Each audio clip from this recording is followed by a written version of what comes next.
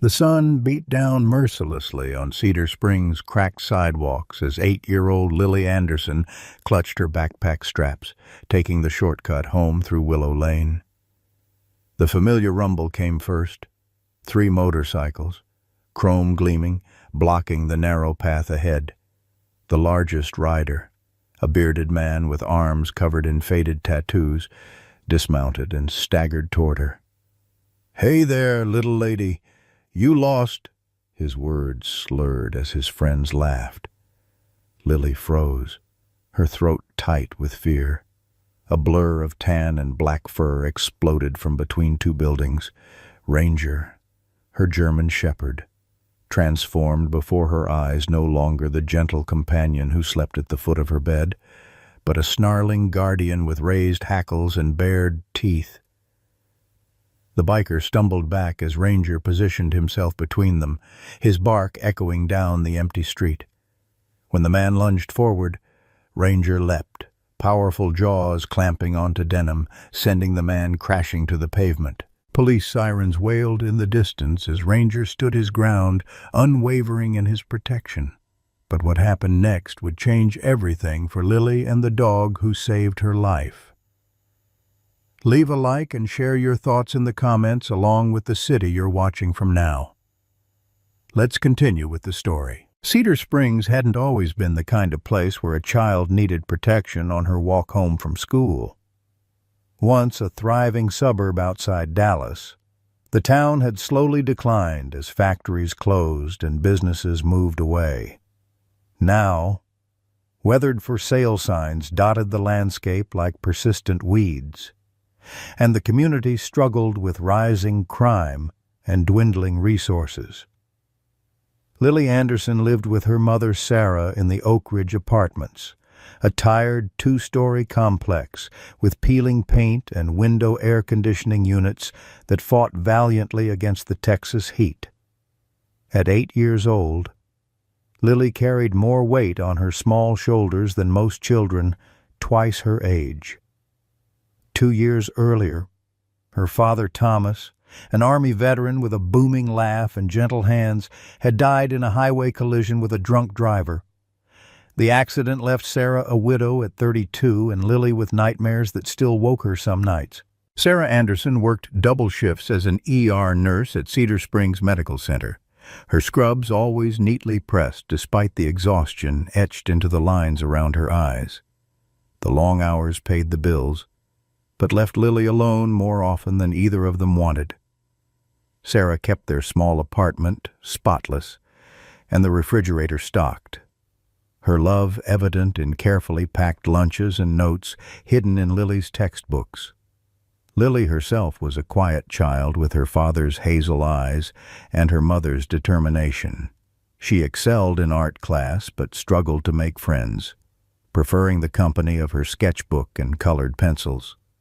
Her drawings, mostly animals and elaborate fantasy creatures, covered the walls of their apartment, bright spots of imagination against beige walls.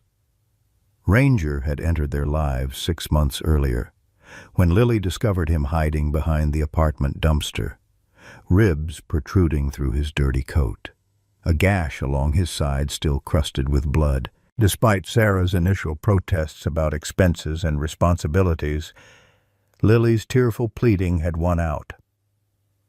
The veterinarian estimated the German shepherd was about 4 years old and had clearly endured significant abuse. What nobody knew then was Ranger's history, the mysterious scars beneath his fur, why he startled at certain sounds, or how he could transition from gentle companion to fierce protector in an instant. The neighbors simply saw a loyal dog who never left Lily's side, who waited patiently at the window each afternoon, watching for her return from school. No one, least of all the Andersons, could have imagined the storm that was about to engulf them all because of this mysterious shepherd with the soulful brown eyes. Every weekday afternoon followed the same ritual. Sarah would call during her break between shifts, reminding Lily to lock the apartment door and start her homework. Lily would dutifully agree, hanging up only after telling her mother she loved her. Then she would race to the window where Ranger always waited, his tail thumping against the wall as soon as he spotted her approaching the complex. Today had started like any other Tuesday. Lily had navigated the crowded hallways of Cedar Springs Elementary, dodging the usual taunts from Bethany Williams about her second-hand clothes and too quiet voice. Her art teacher, Mrs. Grayson, had praised her drawing of Ranger, suggesting she enter it in the county fair competition. The small victory had carried Lily through the rest of the day, the carefully rolled artwork now tucked safely in her backpack. "Mom's working late again," Lily told Ranger as she scratched behind his ears that morning. "But we'll be okay, won't we, boy?" Ranger had responded by pressing his nose against her cheek, his warm breath the comfort she had come to rely on since finding him behind their apartment building 6 months earlier. The memory of that day remained vivid in Lily's mind. She had been taking out the trash, a chore she'd recently inherited as part of becoming more responsible, when she heard the whimper. Following the sound, she discovered what looked more like a shadow than a dog, cowering behind the dumpster. His fur was matted with dirt and blood, one ear partially torn, ribs showing through his once magnificent coat. "It's okay," she had whispered, kneeling despite the smell and filth. "I won't hurt you." The dog had regarded her with eyes that seemed to understand everything: pain, fear, abandonment, all emotions Lily knew too well since losing her father. Convincing her mother had been the hard part. "Honey, we can barely afford our own food," Sarah had explained, her voice gentle but firm. "And we don't know anything about this dog. He could be dangerous." "He's not dangerous, Mom. He's hurt. Like us." Those 5 words had crumbled Sarah's resistance. The next day, they'd taken the trembling shepherd to Dr. Martinez, the kindest veterinarian in Cedar Springs, who'd treated his wounds at a discount after hearing their story. "This dog has been through a war," Dr. Martinez had said, running her hand along scars hidden beneath his fur. "He's severely malnourished, and these marks, someone was not kind to him." But Ranger, as Lily named him, had proven himself a gentle soul within their home. He slept beside Lily's bed each night, his presence keeping the nightmares at bay better than any night light. He learned the rules quickly: no jumping on furniture, no begging at the table, no barking after 9 p.m. when Mrs. Decker next door was trying to sleep. What no one realized then was how carefully Ranger watched over Lily, how he positioned himself between her and strangers on their walks, how his ears pricked forward at unusual sounds near their apartment, how his eyes tracked movement through windows and doorways with military precision. Until today, Lily had taken the shortcut down Willow Lane, eager to show her mother the praise Mrs. Grayson had written on her drawing. The narrow street ran behind Mackenzie's auto shop and usually shaved 10 minutes off her walk home. The rumble of motorcycles wasn't unusual in Cedar Springs, but the way they slowed as they approached her sent the first prickle of unease down Lily's spine. 3 bikes, customized Harleys with gleaming chrome and leather saddlebags, pulled to the curb ahead, effectively blocking her path. The largest rider dismounted first, removing his helmet to reveal a bearded face with bloodshot eyes. A faded tattoo of a rattlesnake curled up his neck, its fanged mouth open near his ear. "Well, what do we have here?" he called, his words slightly slurred. The patch on his leather vest read Rattler, with Iron Horses MC curved beneath it. Lily clutched her backpack straps tighter, taking a step backward. "I'm just going home." "Hear that, boys? She's just going home." His companions laughed, one taking a swig from a metal flask before passing it to Rattler. "Maybe we should make sure you get there safe, sweetheart. Dangerous neighborhood and all." Fear closed Lily's throat as the man took another step toward her, the smell of whiskey and cigarettes preceding him. Her legs felt frozen to the spot, her heart hammering against her ribs. Then came the sound, a low, rumbling growl that seemed to vibrate through the pavement beneath her feet. Ranger appeared as if conjured from her fear, his body no longer the friendly companion but a taut weapon. Hackles raised along his spine, teeth bared in a snarl that transformed his face into something ancient and terrifying. Officer Mike Reynolds had been patrolling Cedar Springs for just under 3 months, but he already knew the trouble spots. Willow Lane, with its poor lighting and proximity to the rusty nail bar, was high on his list, especially during the afternoon when school let out. 20 years in the Army, including 12 as a military K-9 handler, had taught him to trust his instincts.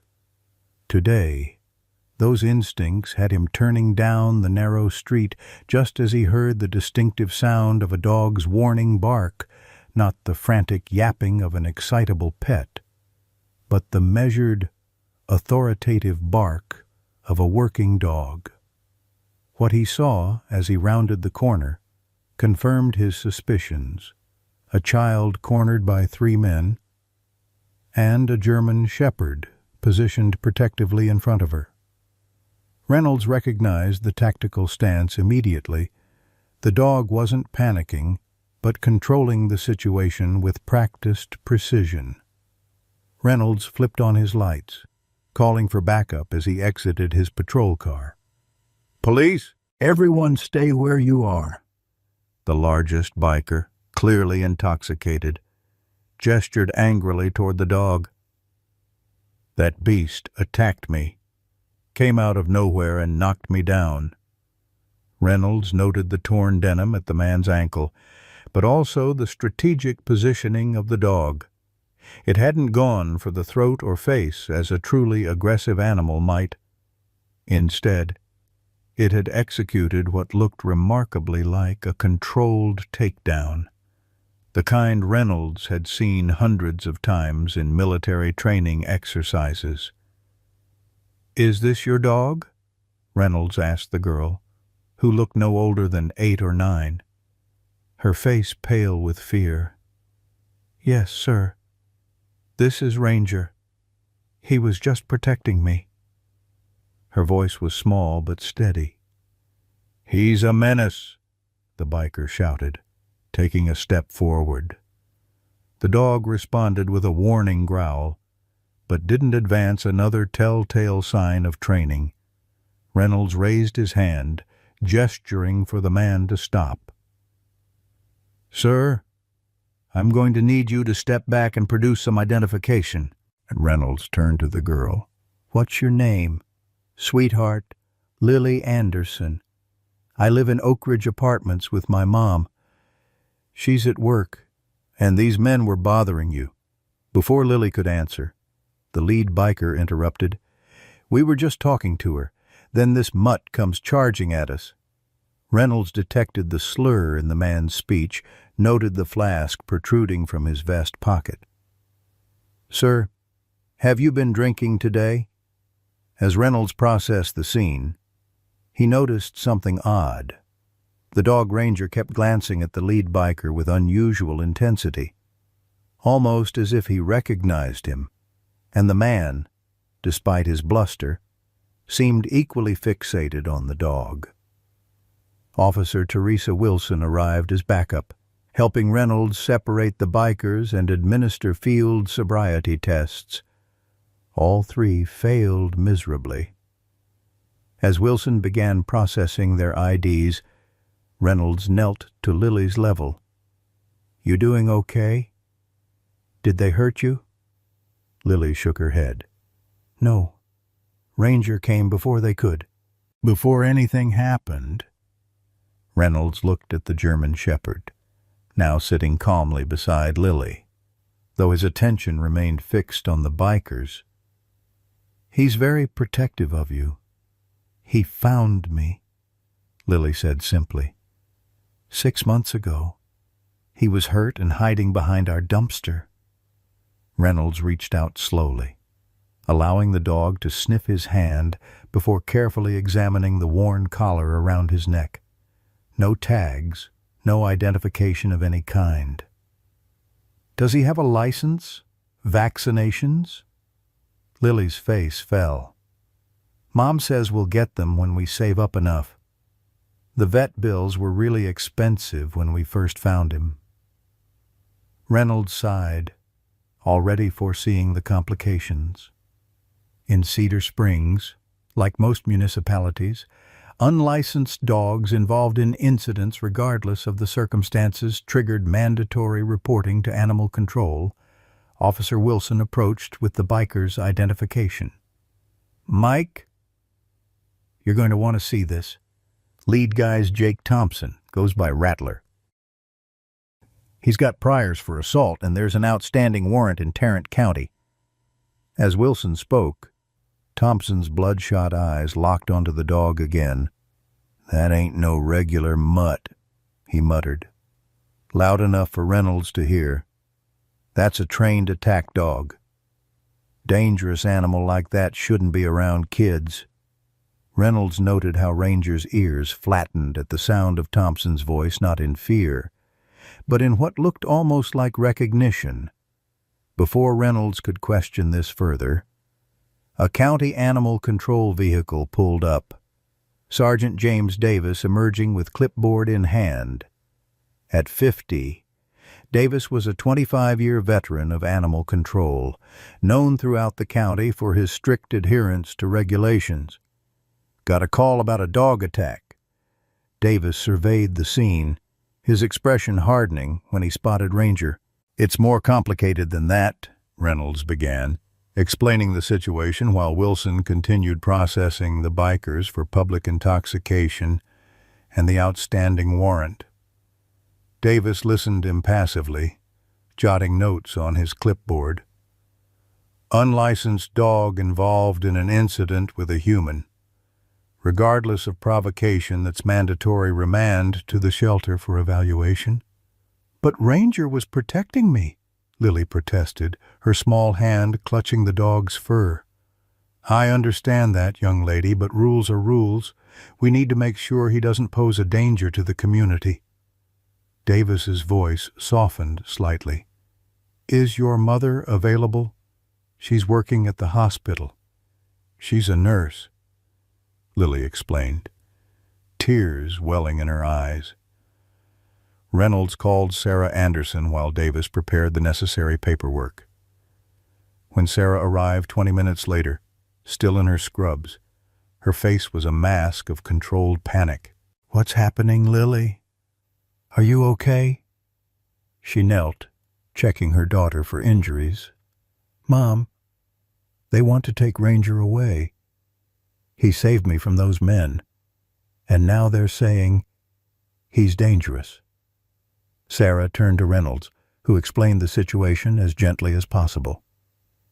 The bikers have been arrested, but unfortunately, because Ranger is unlicensed and was involved in an incident where he made physical contact with a person, he was protecting my daughter. Sarah's voice rose with emotion. Davis stepped forward. Mrs. Anderson, I understand this is upsetting, but the law is clear. Any unlicensed dog involved in a biting incident must be quarantined and evaluated. He'll be held at the county shelter for a minimum of 10 days for rabies observation, and then there will be a determination about whether he can be released back to you. And if they determine he's dangerous? Sarah asked, the color draining from her face. Davis hesitated. Davis, then euthanasia would be the standard protocol. Lily's wail cut through the air as she threw her arms around Ranger's neck. "No. You can't kill him. He's good. He's the best dog ever." Reynolds watched as Davis, despite his rigid stance, seemed to flinch at the child's distress. "Nobody's saying that's going to happen," Davis said, his tone softer. "But we have procedures that must be followed." As Davis prepared to load Ranger into the animal control vehicle, Reynolds noticed Thompson, now handcuffed in the back of Wilson's patrol car, leaning forward with unusual interest.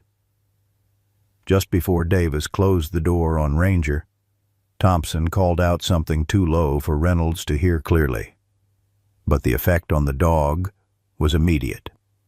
Ranger's head snapped up, his ears perked forward, and he let out a small whine that sounded nothing like his previous confident barks.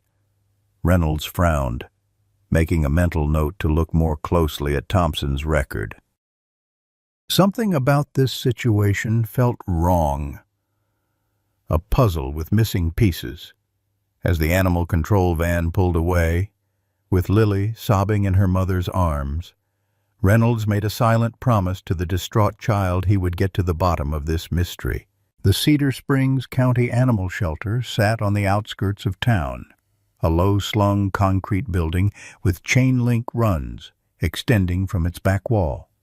Originally built in the 1970s, the facility had received few updates over the decades, and it showed in the cracked linoleum floors and flickering fluorescent lights. For Ranger, accustomed to the small but warm apartment with Lily, the shelter was a sensory assault, the overlapping barks of anxious dogs, the sharp smell of disinfectant barely masking more organic odors, and the constant, echoing footsteps of staff moving through metal-doored corridors. Sergeant Davis had processed the German Shepherd efficiently, photographing him, scanning for a non-existent microchip, and conducting a basic health assessment before assigning him to a run in the quarantine section. The standard protocols felt hollow to Davis as he watched the dog sit with perfect posture in the center of the concrete floor, neither cowering nor pacing like most impounded animals. Something about this dog wasn't adding up, but Davis had built his career on following procedures to the letter. 10 days minimum, he told the shelter attendant, initialing the intake form. Bite quarantine, then behavioral assessment, and make a note this one's going to have some interested parties. Back at Oak Ridge Apartments, Sarah Anderson sat at their small kitchen table, a cold cup of coffee untouched before her as she tried to make sense of the packet of forms Officer Reynolds had left. Legal terminology swam before her exhausted eyes, potentially dangerous dog hearing, evidence of provocation, burden of proof. After 16 hours on her feet in the ER, the last thing she'd expected was to find her daughter in a police incident and their dog impounded. Mom. Lily stood in the doorway of her bedroom, eyes red-rimmed from crying. Is Ranger going to die? Sarah forced a reassuring smile. No, honey. We're going to fight for him. He was protecting you. And we'll make sure everyone knows that. But what if they don't believe us? That man was lying about what happened? Sarah pushed back her chair and opened her arms. Lily rushed into them, burying her face against her mother's shoulder. Then we'll get proof. Officer Reynolds seemed to understand. He's going to help us. The truth, which Sarah kept to herself, was far less certain. The forms before her outlined a legal process that favored caution over compassion, public safety over individual circumstances. Without proper licensing and vaccination records, Ranger was already at a disadvantage. Add in the bite incident, regardless of justification, and the path to bringing him home looked increasingly narrow. Sarah's nursing salary barely covered their rent and utilities, with precious little left over for emergencies. The thought of hiring a lawyer seemed impossible, yet the alternative, losing Ranger, was unthinkable. She'd witnessed firsthand how the dog had helped heal Lily's heart after Thomas's death. The nightmares that had plagued her daughter for months after the accident had subsided once Ranger began sleeping at the foot of her bed. "Can I see him tomorrow?" Lily asked, her voice small. "I'll call the shelter first thing in the morning," Sarah promised. "Now try to get some sleep." "Okay. Things will look better tomorrow." But morning brought no improvement. Lily picked at her breakfast, then refused to go to school, clutching Ranger's worn blue leash like a talisman. Sarah, already scheduled for another double shift, called in to request emergency family leave, only to be reminded that she'd exhausted her paid time off after Thomas's funeral. The choice was stark: go to work or risk their financial stability. "Mrs. Harmon next door will check on you after school," Sarah told Lily, hating herself for leaving. "I'll come straight home at 8, and tomorrow we'll visit Ranger together." "He's scared without us," Lily whispered. "He doesn't understand why we left him." The words followed Sarah throughout her shift, echoing as she administered medications and changed dressings. By the time she clocked out, bone-weary and heartsick, a new worry had taken root. The shelter's visiting hours would be over, and another day would pass with Ranger alone, perhaps believing they'd abandoned him. What Sarah didn't know was that Ranger had already received a visitor that afternoon.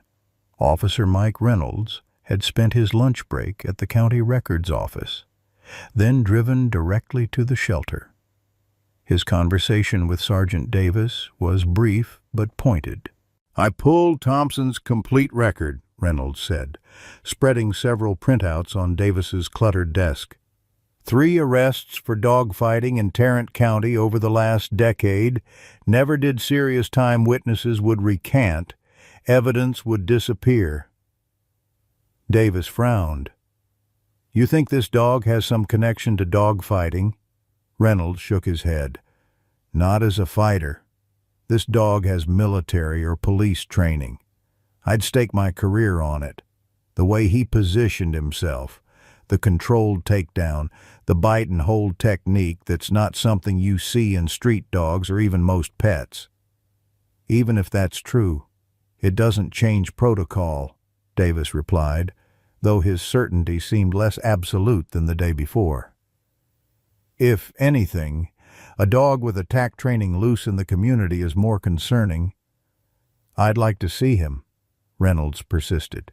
"There are ways to test for specific training markers." Davis hesitated, then nodded. 15 minutes, supervised." The moment Reynolds entered the quarantine area, Ranger's demeanor changed. The shepherd, who had been lying with his head on his paws, sat up at attention, his eyes focused and alert.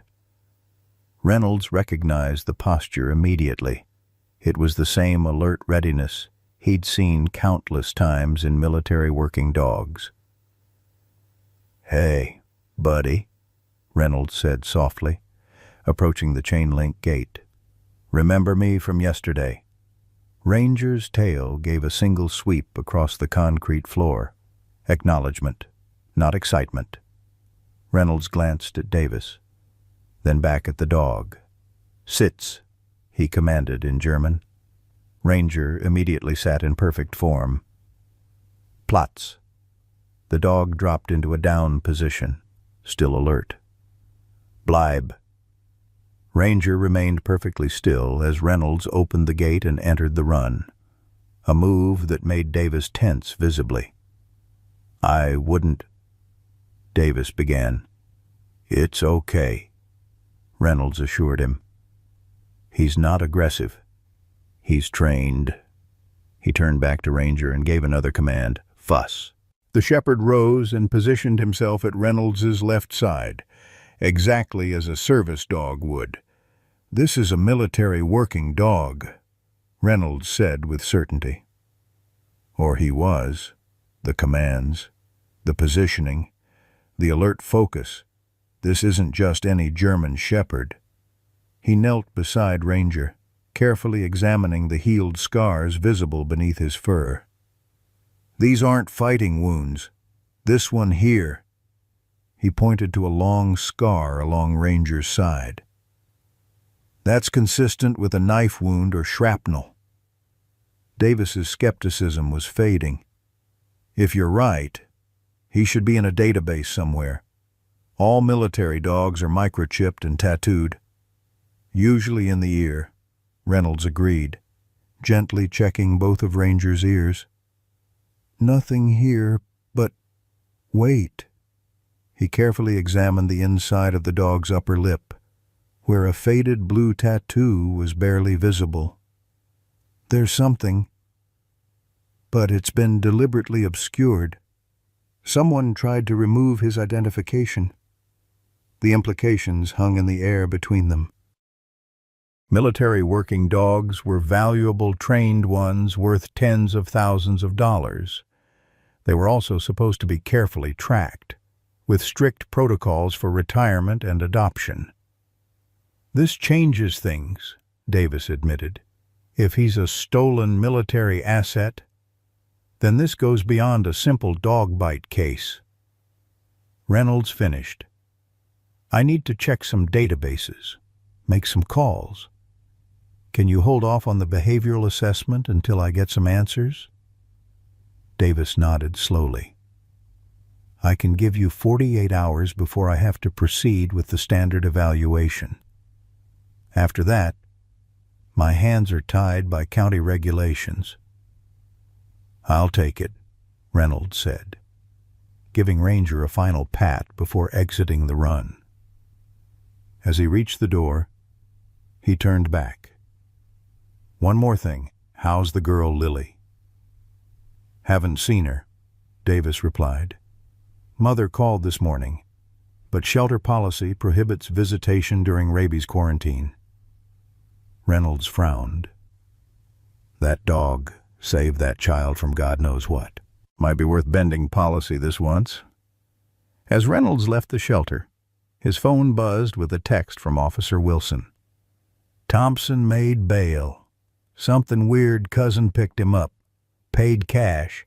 Guy's name is Marcus Delgado. Flagged in system for arms dealing, 2019.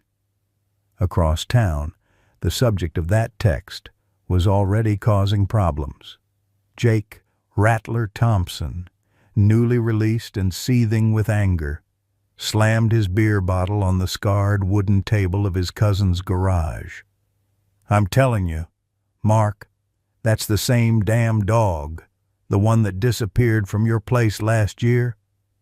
Marcus Delgado, a lean man with calculating eyes, shook his head. "Can't be. That dog was half dead when we lost him. Besides, military dogs cost a fortune on the black market. What would it be doing with some kid in Cedar Springs?" "I know what I saw," Thompson insisted. "Same markings, same training. That mutt recognized me, too. You should have seen the way it looked at me." Delgado's expression hardened. "If it is the same dog, we've got a problem. That animal saw everything at the compound. If somebody connects it back to us..."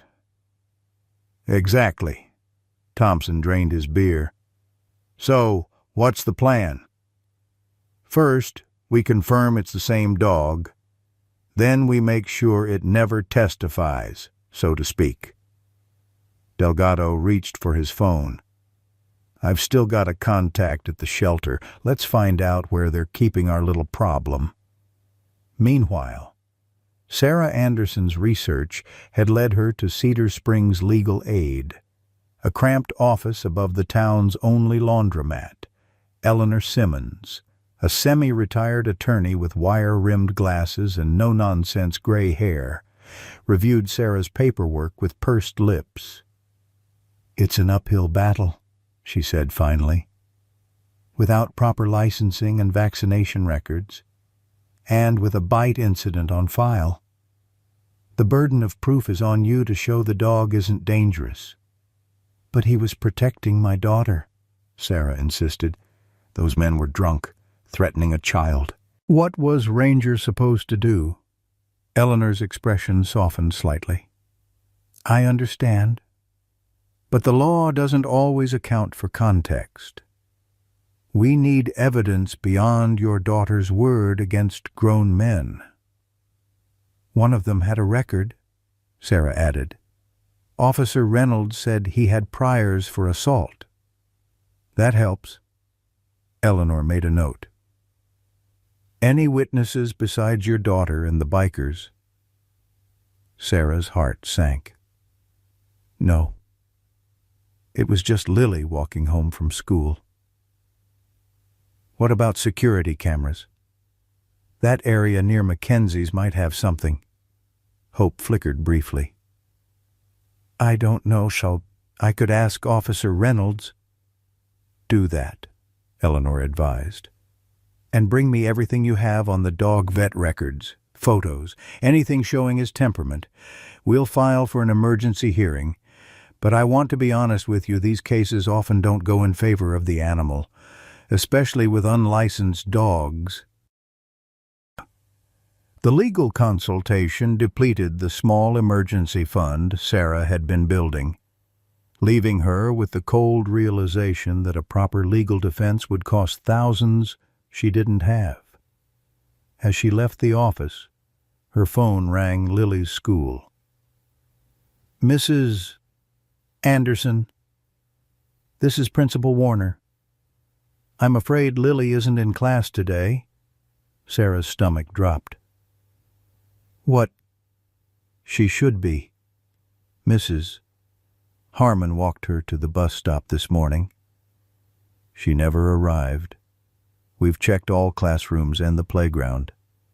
Given yesterday's incident, we thought it best to call you immediately." Terror gripped Sarah's heart as she raced to her car. Where would Lily go? The answer came to her immediately. The shelter. Her daughter, determined and heartbroken, would try to find Ranger across town.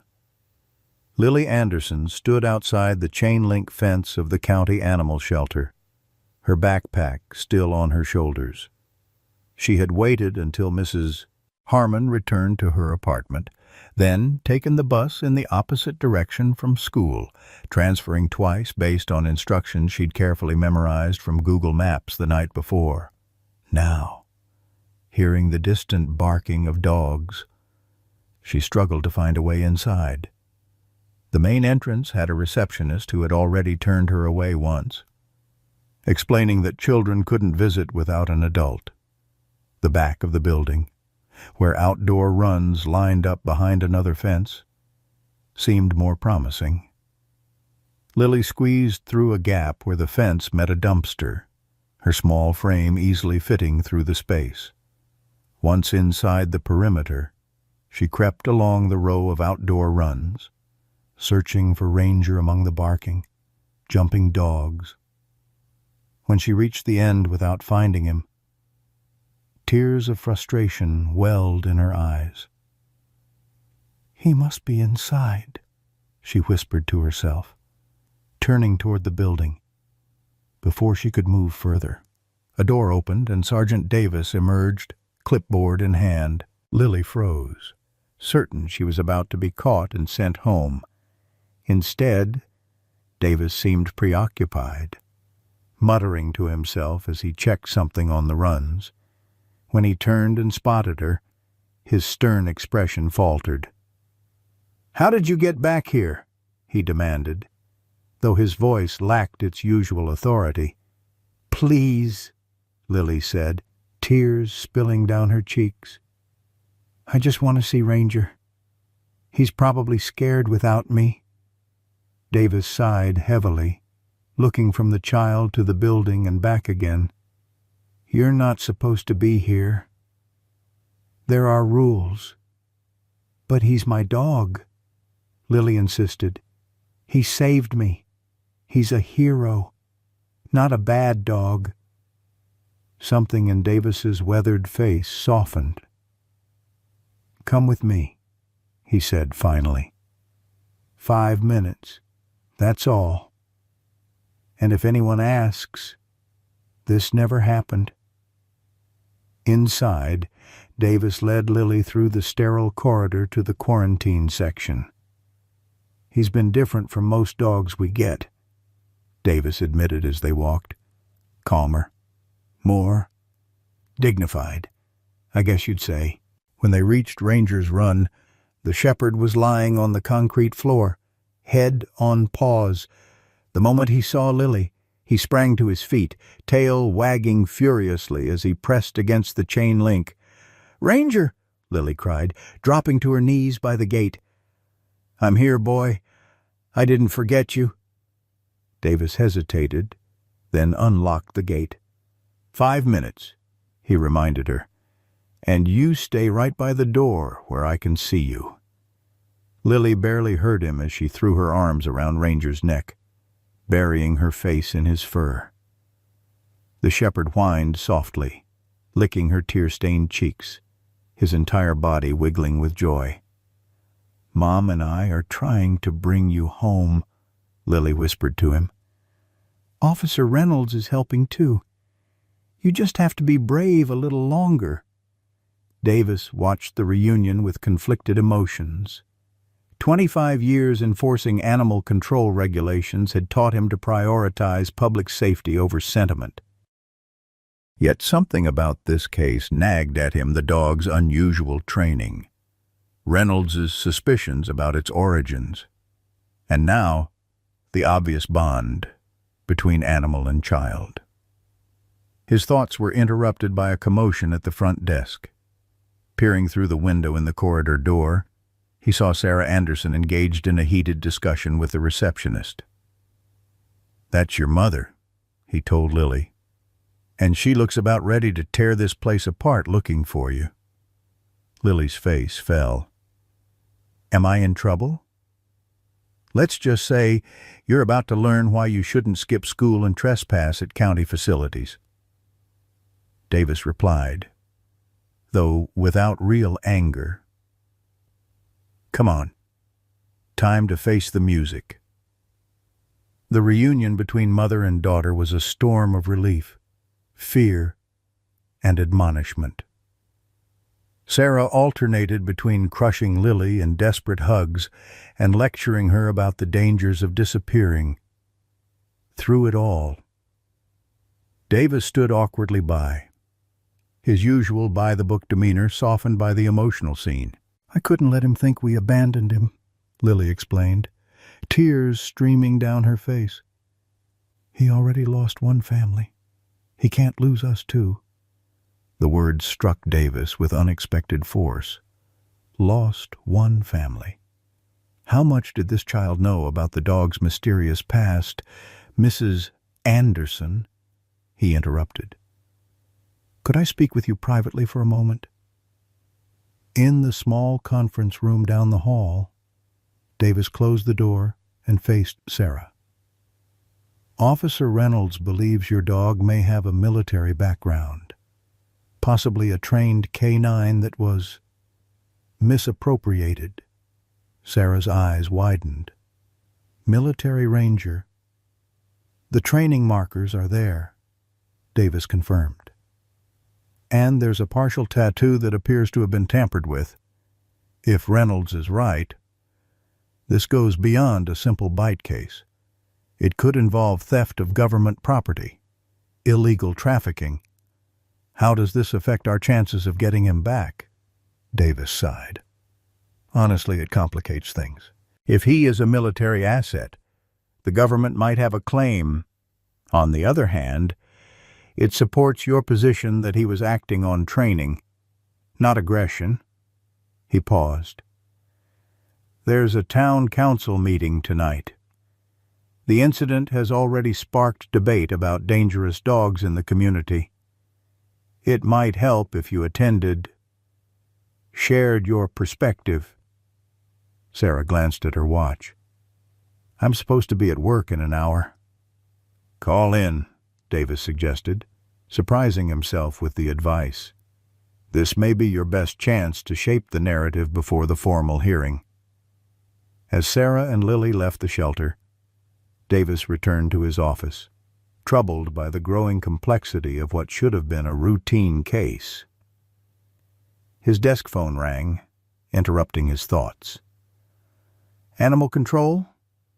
Davis speaking? James. It's Marcus Delgado. Remember me, I helped with that coyote problem out at my property last year. Davis frowned, recalling the man vaguely. What can I do for you, Mr. Delgado? Heard you picked up a German Shepherd yesterday. Biting incident with my cousin Jake Thompson. Davis's instincts, honed by decades in law enforcement, immediately flared. That's correct. The dog is in quarantine pending evaluation. Thing is, I think that might be my dog.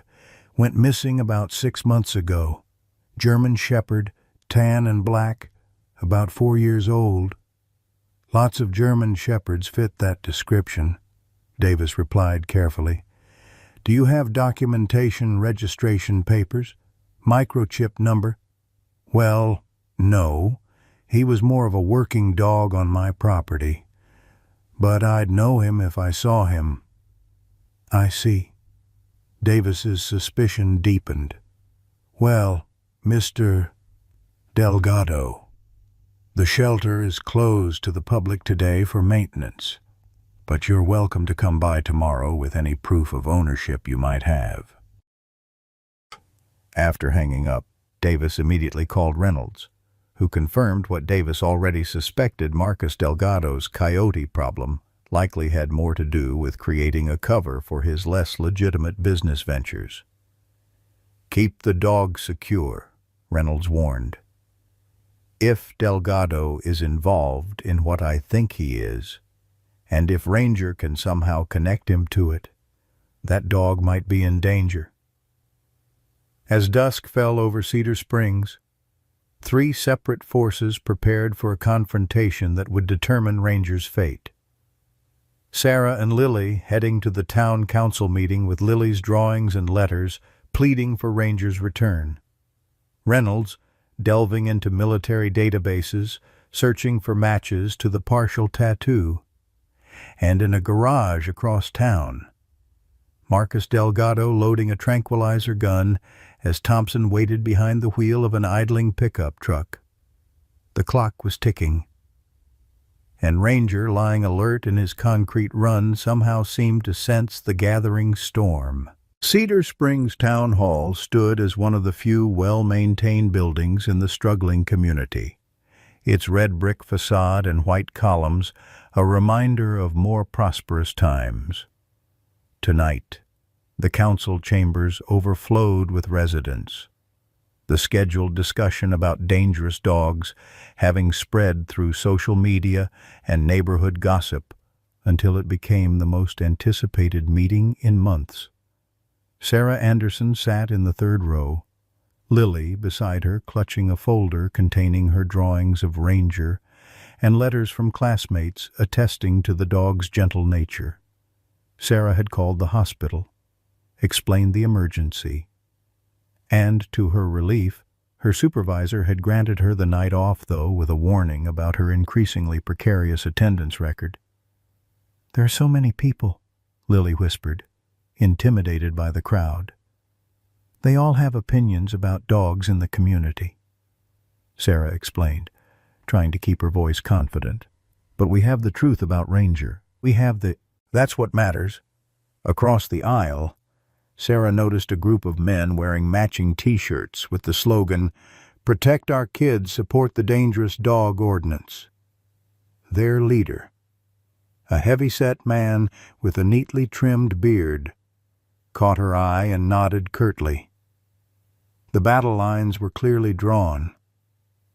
At the Cedar Springs County Animal Shelter, Officer Mike Reynolds hunched over his laptop in Davis's cramped office, a paper cup of vending machine coffee growing cold beside him. For the past 2 hours, he'd been cross-referencing the partial tattoo from Ranger's lip with military working dog databases, calling in favors from former Army contacts. "It's definitely military," Reynolds told Davis, who stood watching over his shoulder. "The first 2 digits match the format for dogs trained at Lackland Air Force Base, but without the complete number." "What about the physical characteristics? Any way to narrow it down that way?" Reynolds nodded, clicking through to another database. "I'm checking dogs reported missing or stolen in the last 2 years. German Shepherds with similar markings." Davis's desk phone rang, interrupting their search. The night attendant's voice came through, tense and hurried. "Sergeant Davis? There's someone at the front trying to claim that Quarantine Shepherd. Says he's the owner. Has registration papers and everything." Davis and Reynolds exchanged alarmed glances. "Stall him," Davis ordered. "Say you need to find the paperwork. I'll be right there." In the shelter's small lobby, Marcus Delgado leaned against the reception counter, his manner casual but his eyes alert and calculating. He straightened as Davis emerged from the back hallway. "Mr. Delgado?" Davis greeted him neutrally. "You have documentation for the dog." Delgado slid a folder across the counter. "Registration papers, vet records, photos. His name is Gunner. Been missing him something fierce." Davis examined the papers, immediately noting inconsistencies. The photos showed a German Shepherd that resembled Ranger, but several distinctive markings were different. The registration was dated 3 years back, yet the paper looked freshly printed. "These seem to be in order," Davis lied, stalling for time as Reynolds continued his database search in the back office. "But given the circumstances of impoundment, we can't release him immediately. There's a quarantine period, then a dangerous dog hearing." Delgado's friendly demeanor slipped momentarily. "Look, my cousin was drunk, acting stupid. I'm not pressing charges about the bite, just want my dog back." "I appreciate that, but there are procedures." "I know all about your procedures," Delgado cut in, his voice hardening. "And I know about the little girl who's been coming around, claiming my dog is hers. Possession isn't ownership. Sergeant."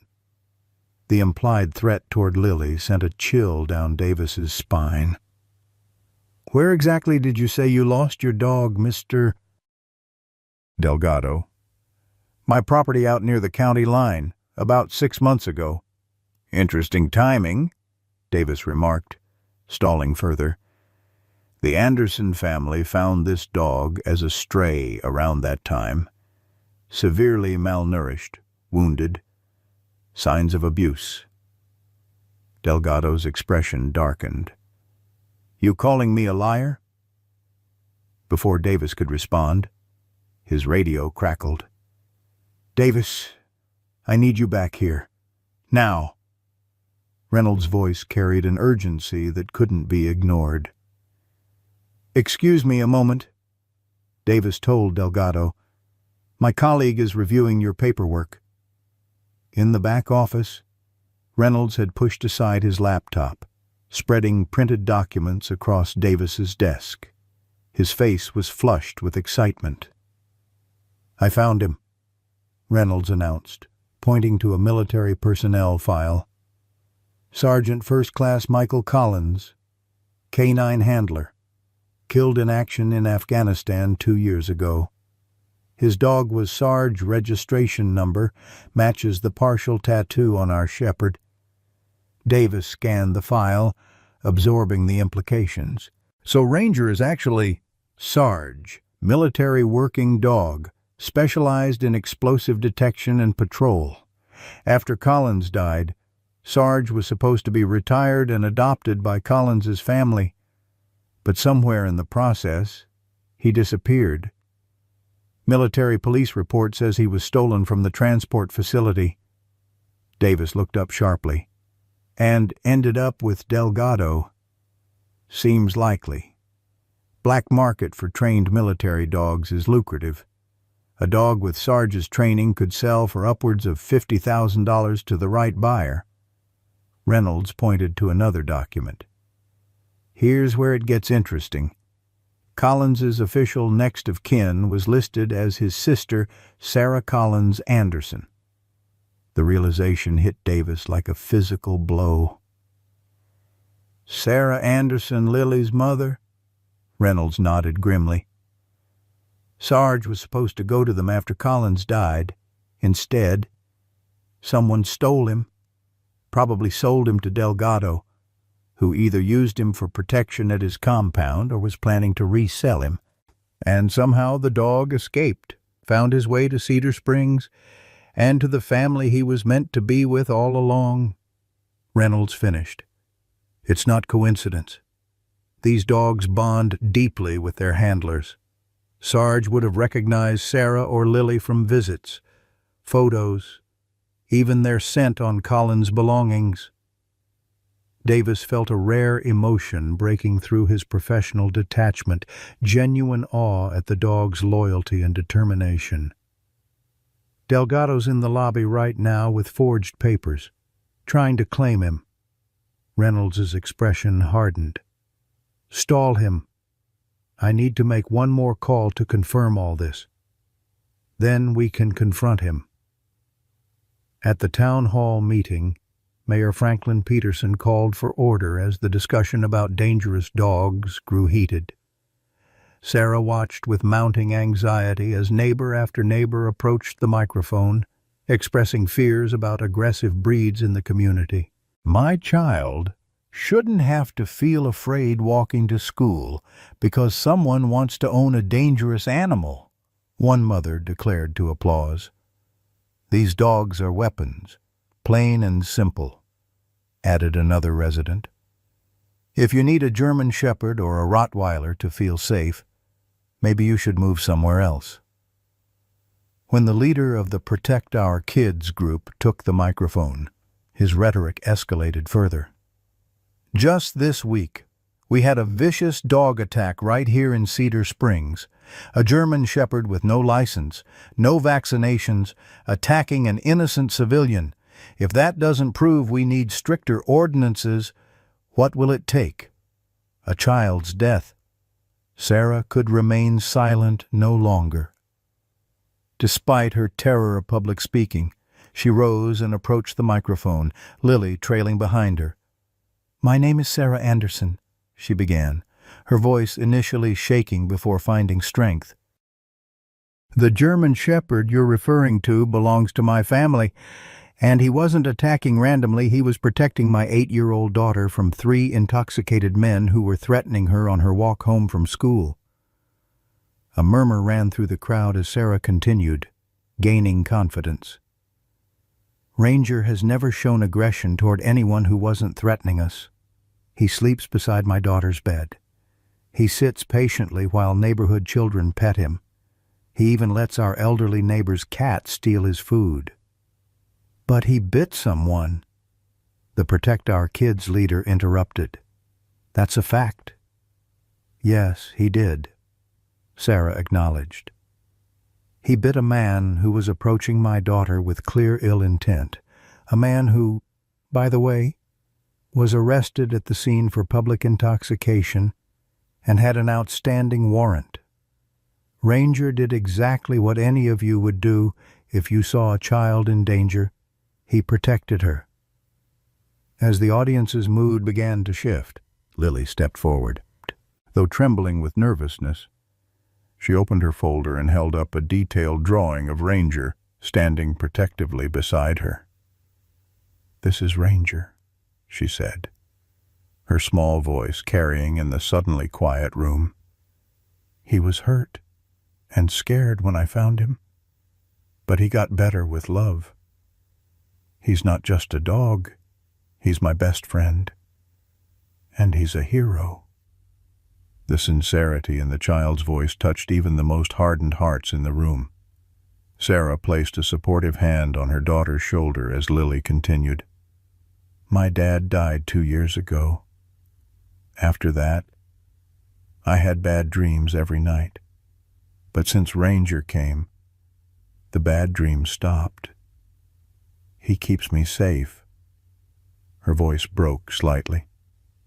"Please don't take him away from me. Please don't kill him. He's a good dog." The room fell silent as Lily's words hung in the air. Mayor Peterson cleared his throat, visibly moved. "Thank you, young lady. That was very brave of you." Just as the mood in the chamber seemed to be turning in Ranger's favor, the back doors burst open. Officer Reynolds strode in, followed closely by Sergeant Davis. The urgency in their manner immediately captured everyone's attention. "Mayor Peterson, council members," Reynolds announced. "I apologize for the interruption, but there's new information about this case that can't wait." Sarah turned, hope and fear warring within her as Reynolds approached the podium. He nodded to her briefly before addressing the council. The dog in question, Ranger, as the Anderson family calls him, is not an ordinary pet. He is a highly trained military working dog designated Sarge, formerly assigned to Sergeant First Class Michael Collins. "United States Army." A shocked murmur ran through the crowd as Reynolds continued, holding up official documents with military letterhead. "Sergeant Collins was killed in action 2 years ago. According to military protocol, his canine partner was to be retired and adopted by his next of kin, his sister, Sarah Collins Anderson, and her family." Sarah gasped, her hand flying to her mouth as the pieces suddenly connected. "Michael's dog. But they told us he was reassigned after the funeral." Reynolds nodded grimly. That was the official story. "The reality is that Sarge was stolen from the military transport facility before he could be delivered to you. His identification tattoo was partially obscured, and he disappeared into a black market that trades in trained military dogs." The revelation sent shockwaves through the chamber. Mayor Peterson leaned forward. "Officer Reynolds, are you saying this dog was stolen government property?" "Yes, sir. And there's more." Reynolds gestured to Davis, who stepped forward with his own documentation. The individual who tried to claim ownership of the dog this evening presented falsified papers. "We have reason to believe he acquired Sarge illegally and may be connected to a larger network trafficking in stolen military assets." The Protect Our Kids leader rose in objection. "This doesn't change the fact that the dog bit someone." Davis addressed this directly. "Actually, it does. Military working dogs are trained in specific protocols for threat neutralization. What witnesses described wasn't random aggression, it was a trained response to a perceived threat against a child.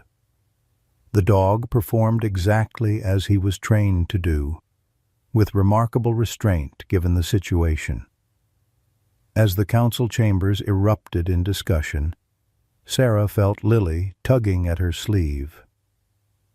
"Mom, does this mean Uncle Michael's dog found us all by himself?"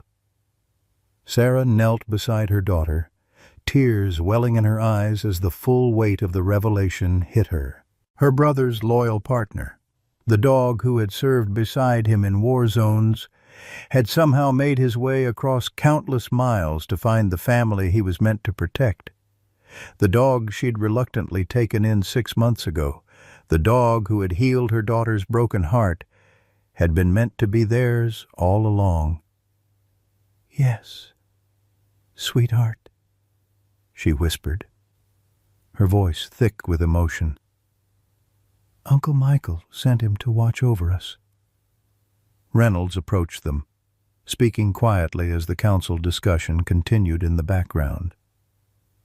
"There's more you should know. We believe the man who tried to claim Ranger tonight, Marcus Delgado, may be involved in illegal activities, possibly including the incident that led to your brother's death." Sarah's blood ran cold. "What are you saying?" Military intelligence had been tracking a weapons smuggling operation connected to Delgado. Your brother's unit was deployed to investigate when the explosion occurred. Nothing was ever proven, but... "And now his dog has led you back to the same man," Sarah finished, the implications staggering. Reynolds nodded. "Sarge Ranger may be the key witness in reopening the case. But first, we need to secure him. Delgado left the shelter when we confronted him about the forged papers, and we have reason to believe he won't give up easily." As if to confirm his warning, Davis's radio crackled with an urgent transmission. "All units, security alarm triggered at County Animal Shelter. Possible break-in in progress." Reynolds and Davis exchanged alarmed glances before Reynolds addressed Sarah directly. "Mrs. Anderson, stay here with Lily where it's safe. We have reason to believe Delgado may try to eliminate the dog to protect himself." As the officers rushed from the building, Sarah found herself facing an impossible choice: remain safely at the town hall with Lily, or follow the officers to the shelter where her brother's loyal partner now faced yet another threat. The dog who had journeyed so far to find them, who had protected Lily when Sarah couldn't, was once again in danger. In that moment, Sarah Anderson made her decision. Grabbing Lily's hand, she led her daughter quickly toward the exit. "Mom, where are we going?" Lily asked, struggling to keep up. "To help Ranger," Sarah replied, her voice steady with newfound determination. "He found us when we needed him most. Now it's our turn to find him." Night had fallen over Cedar Springs, the animal shelter's exterior illuminated only by sparse security lights that cast long shadows across the parking lot. The building's alarm blared into the darkness, its electronic wail echoing across the empty fields surrounding the facility.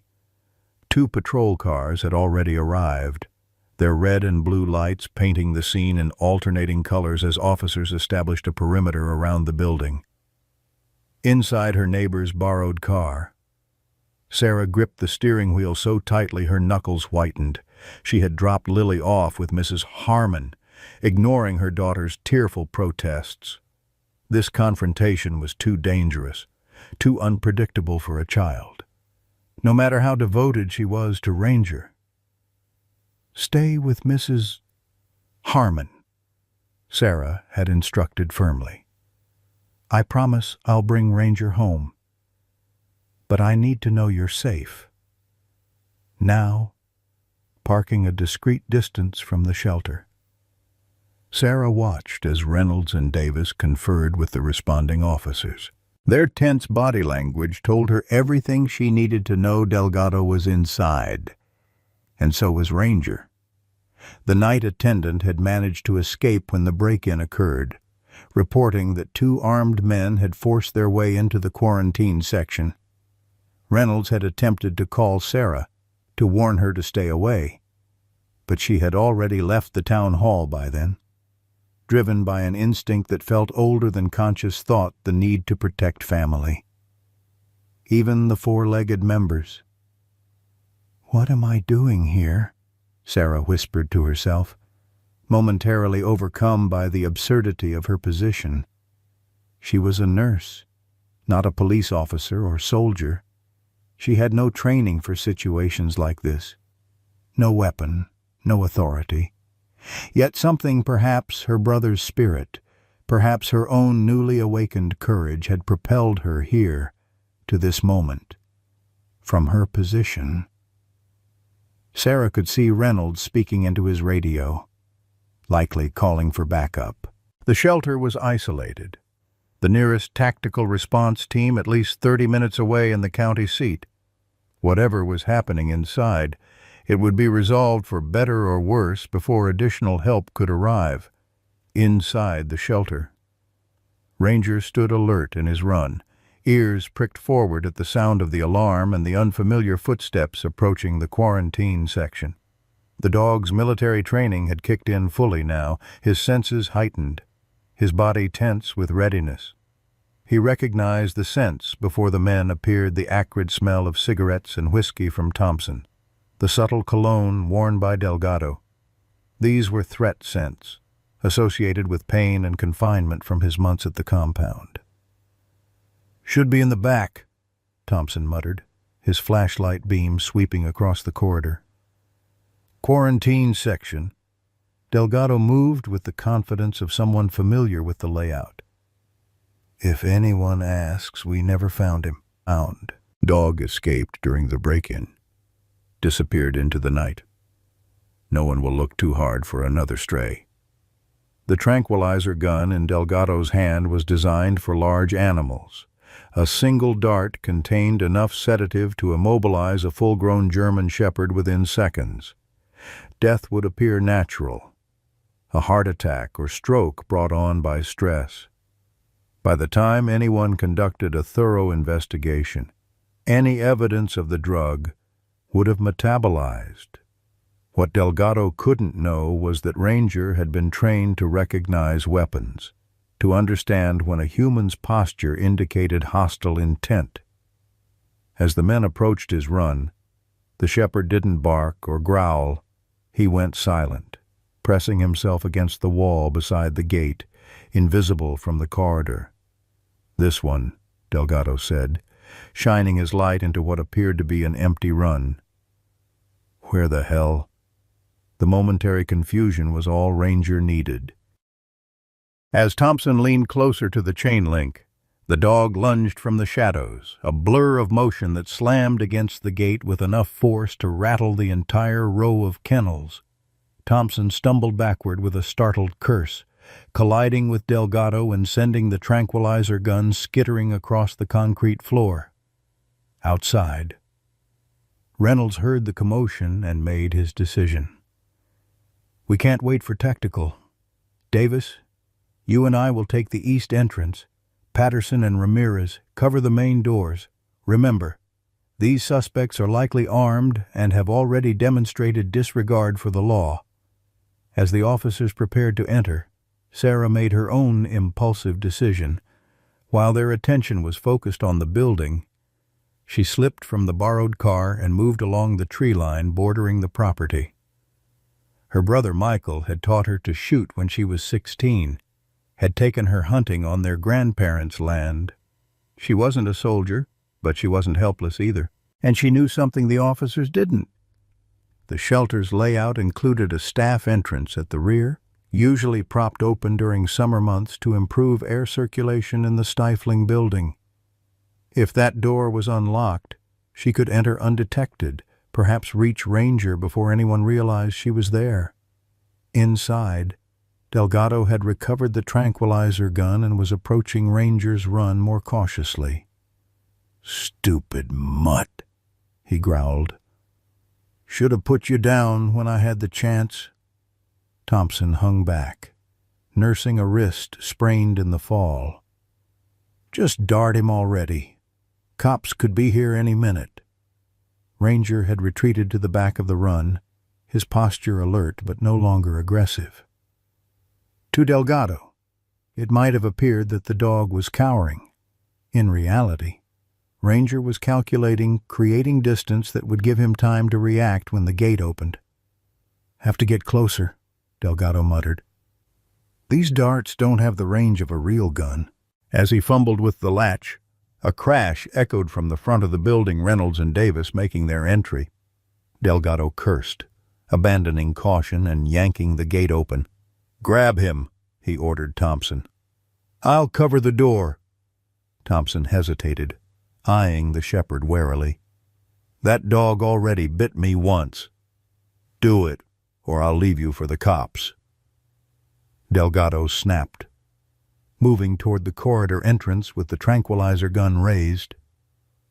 The moment Thompson stepped into the run, Ranger executed the takedown maneuver he'd been trained for, lunging not at the man's throat or face, but at his forearm, clamping down with controlled pressure and using his body weight to drag Thompson to the ground. The man howled in pain, trying desperately to free himself as Ranger maintained his grip. The commotion drew Delgado back, the tranquilizer gun now aimed at the struggling dog. Hold still, he ordered Thompson. I need a clear shot. From the corridor entrance came Reynolds's authoritative voice. Police, drop your weapon. Delgado spun toward the new threat, instinctively shifting the tranquilizer gun toward the sound.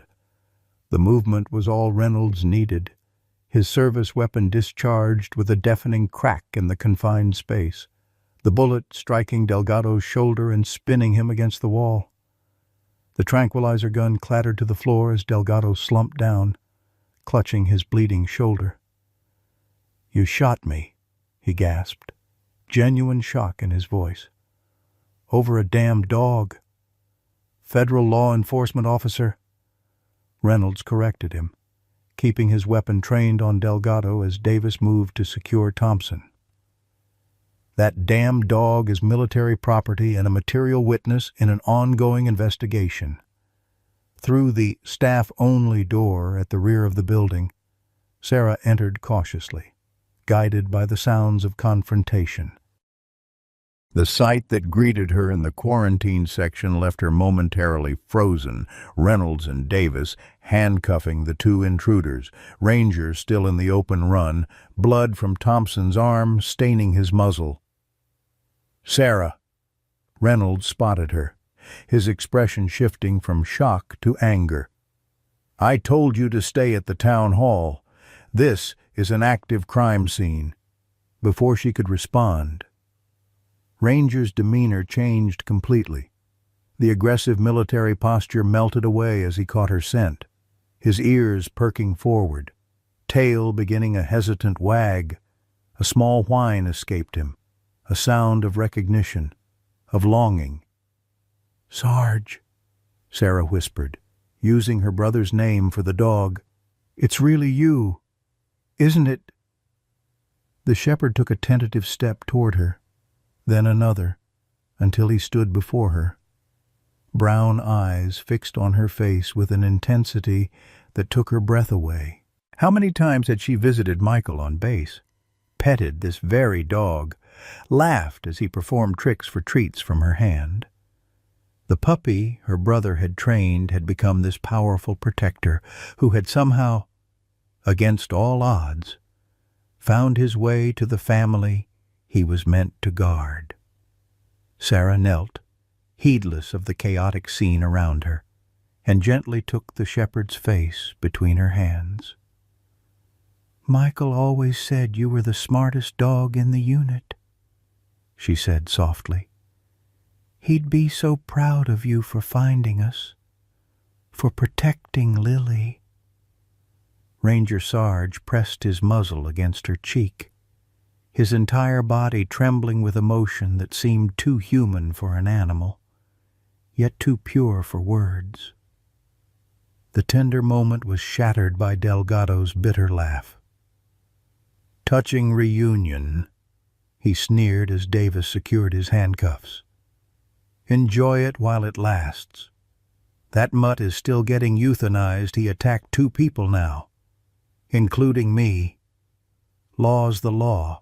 Davis tightened the cuffs with unnecessary force, causing Delgado to wince. Actually, the law regarding military working dogs is quite specific. Assaulting or attempting to harm one carries the same penalty as assaulting a human officer. He glanced at Sarah and Ranger.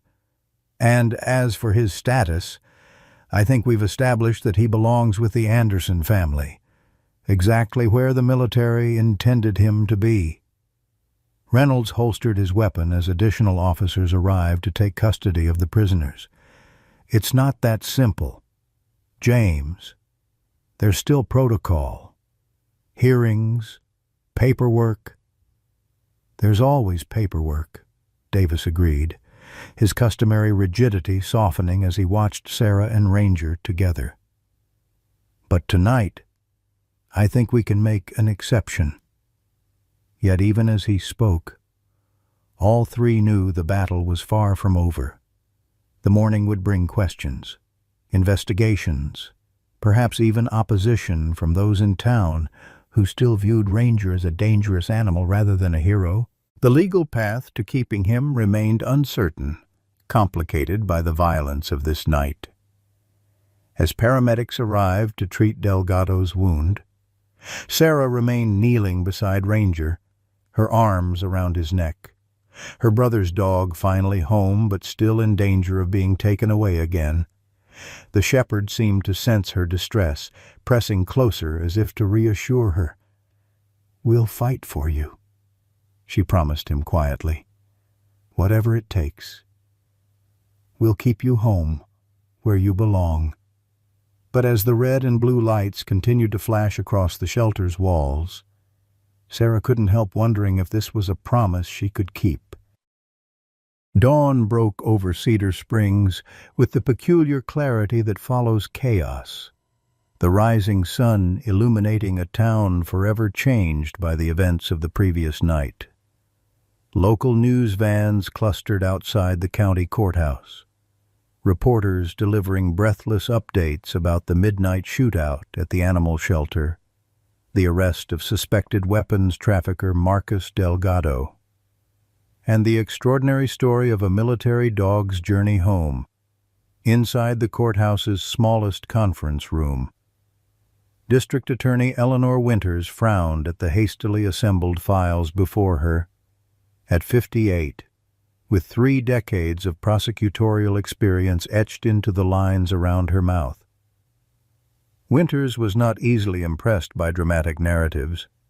"Let me make sure I understand," she said, addressing Reynolds and Davis across the polished oak table. "You're telling me that a trained military dog was stolen from a transport facility, sold into a dogfighting ring, somehow escaped and found his way to the family of his deceased handler, and then became key to uncovering a weapons smuggling operation that may have been responsible for the handler's death." She removed her reading glasses.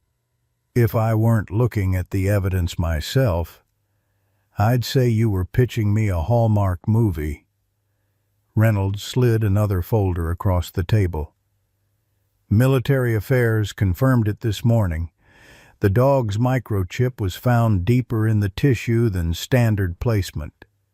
That's why the shelter's scanner missed it. The identification matches Sarge, K-9 partner to Sergeant First Class Michael Collins. And the Anderson connection is verified." Davis nodded. "Sarah Anderson is Collins's sister. Military records confirm Sarge was supposed to be retired to her family after Collins's death." Winters sighed, tapping her pen against the table. "And fascinating as this is, it doesn't change the fact that we have a dog with 2 bite incidents on record in less than a week. The town's dangerous dog ordinance is clear." "With respect, ma'am," Reynolds interrupted. "Both incidents involved the dog protecting either himself or a child from clear threats. The first was against an intoxicated man threatening an 8-year-old girl. The second was against armed intruders attempting to kill him. The law doesn't always recognize context. Officer Reynolds." "Perhaps it should," came a new voice from the doorway. Sarah Anderson stood there, dark circles beneath her eyes testifying to a sleepless night, but her posture straight, resolute. Beside her stood Eleanor Simmons, the semi-retired attorney from Legal Aid, her wire-rimmed glasses perched on her nose as she surveyed the room. "Ms. Winters." Simmons greeted her former colleague with a nod. I believe my client has information relevant to your deliberations. Winters gestured to the empty chairs. I wasn't aware Mrs. Anderson had retained counsel. Pro bono, Simmons clarified, settling her considerable frame into a chair. Some cases transcend billable hours. As the legal discussions proceeded across town at Cedar Springs Elementary School, Lily Anderson sat alone on a bench at the edge of the playground, ignored by her classmates as they raced and shouted through their morning recess. News traveled fast in small towns, and the other children had bombarded her with questions she couldn't answer. Was her dog really a military hero? Had her uncle been murdered? Were there guns and drugs in her house? Overwhelmed, Lily had retreated to her usual spot, opening her sketchbook to a half-finished drawing of Ranger. Mrs. Harmon had driven her to school this morning, explaining that her mother was sorting things out and would pick her up afterward. The elderly neighbor had hugged Lily tightly before leaving, whispering that everything would be all right. But Lily wasn't convinced. She'd seen too many promises broken in her young life. "Is that your dog?"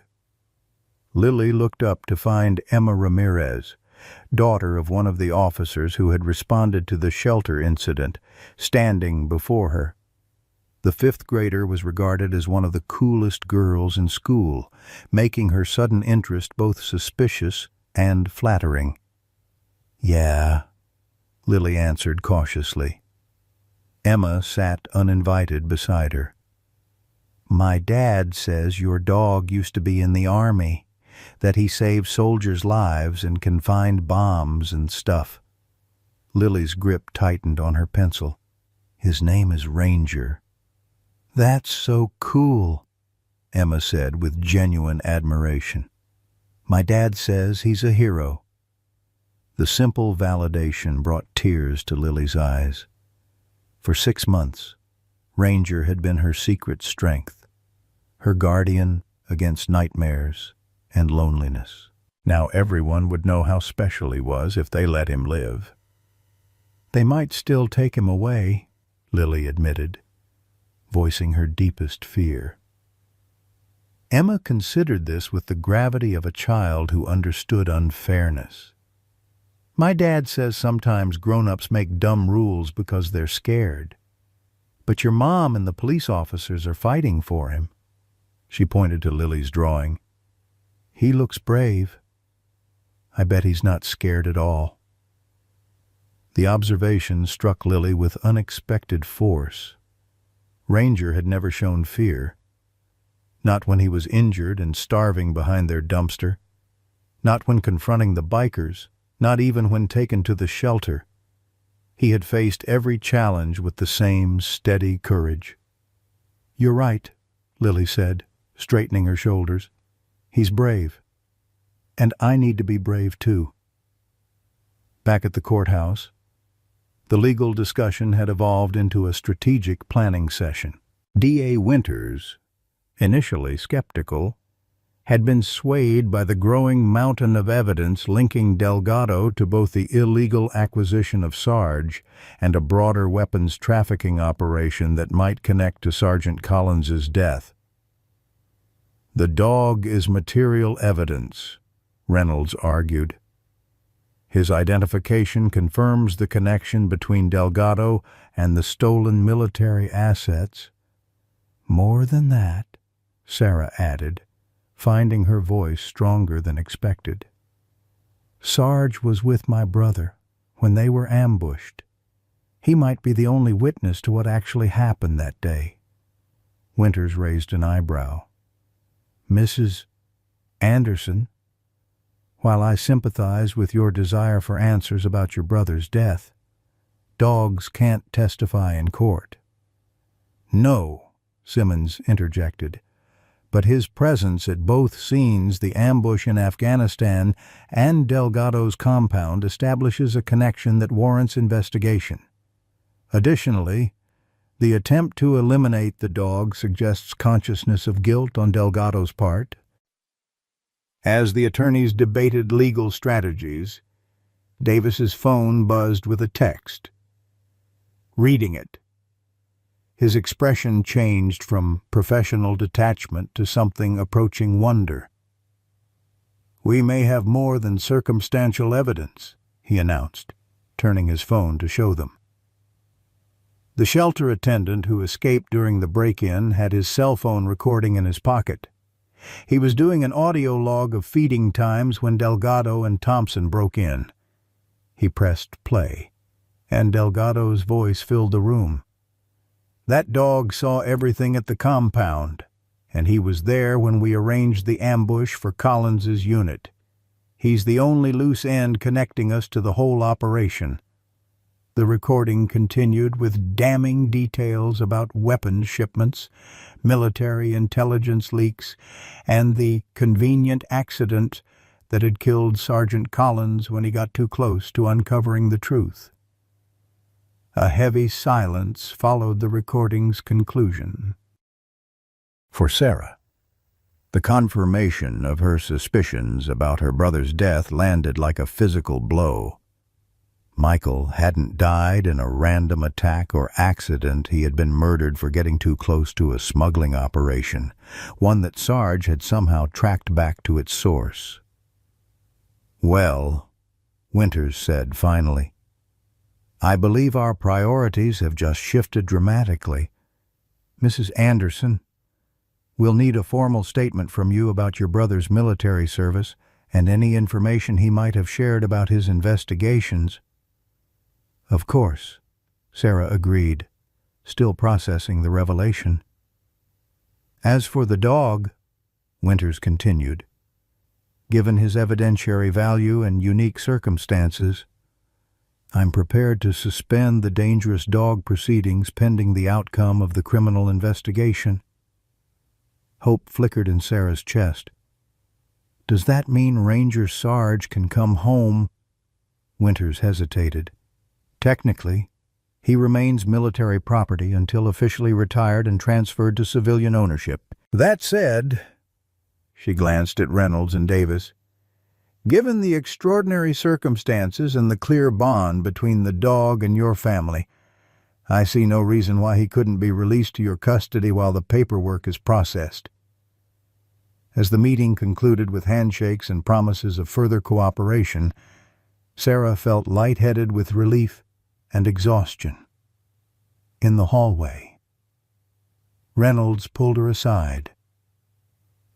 "There's something else you should know," he said quietly.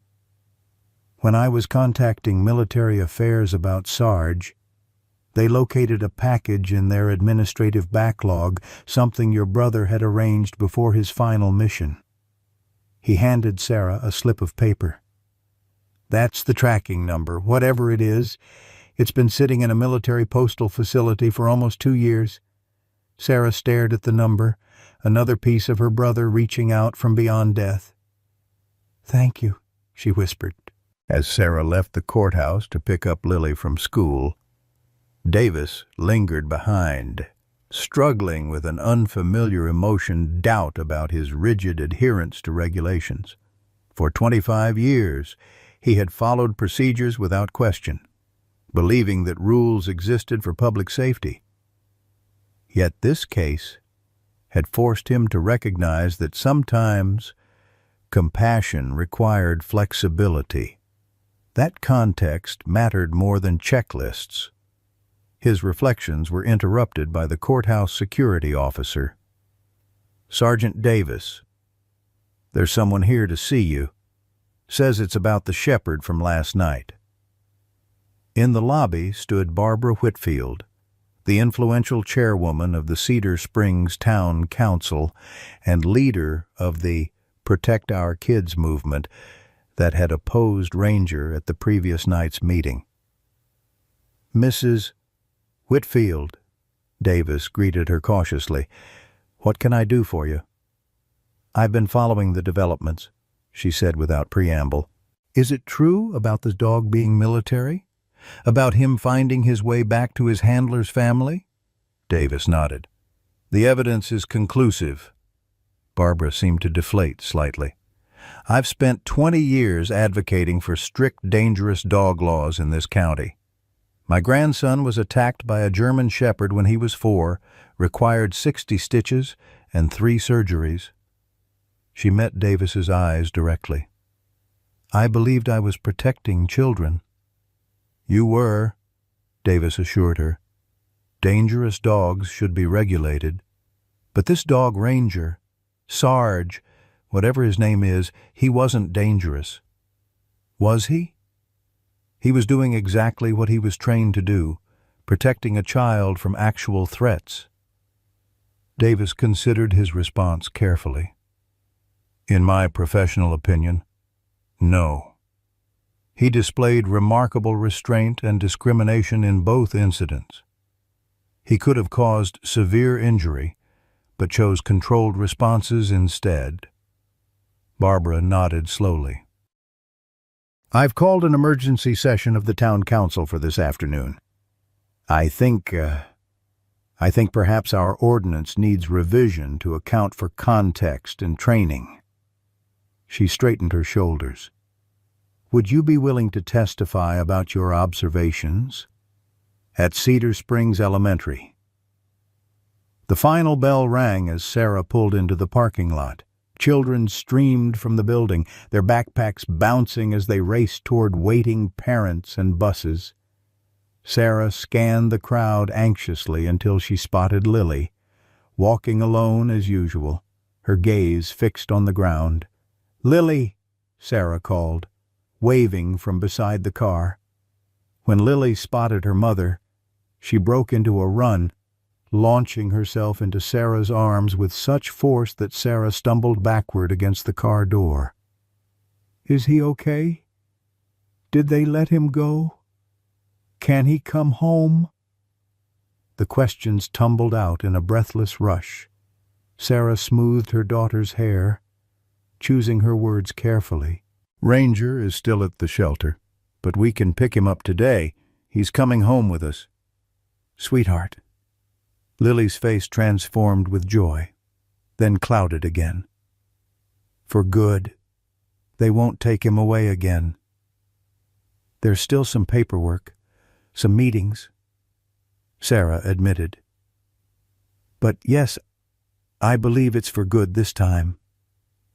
As they drove toward the shelter, Sarah explained in simplified terms what they had learned, that Ranger was actually Sarge, Uncle Michael's military partner, that he had been meant to come live with them after Michael died, that someone had stolen him, but he had somehow found his way to them anyway.